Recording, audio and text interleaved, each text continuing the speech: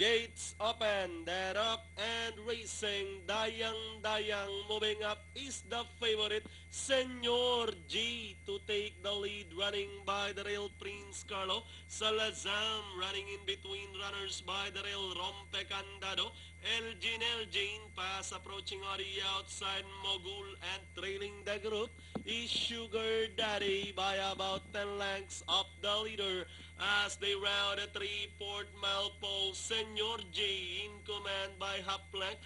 Elgin trying to get closer on the outside by the rail, Prince Carlo. Then running in fourth, Dayang Salazam, Mogul, Rompe Candado by the rail, and Sugar Daddy still running at the tail of the field. About to pass the last 800.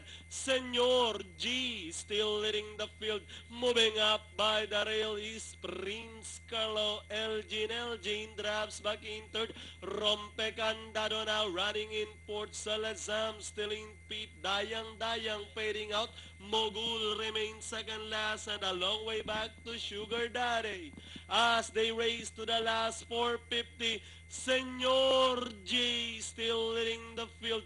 Prince Carlo pushing very hard in second. Rompe Candado now running in third and moving up by the rail, almost catching the second spot.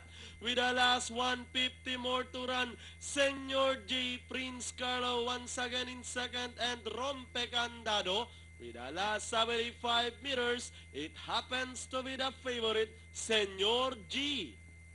Prince Carlo, Rompe Candado, Mogul, and Salazam for your pentapack.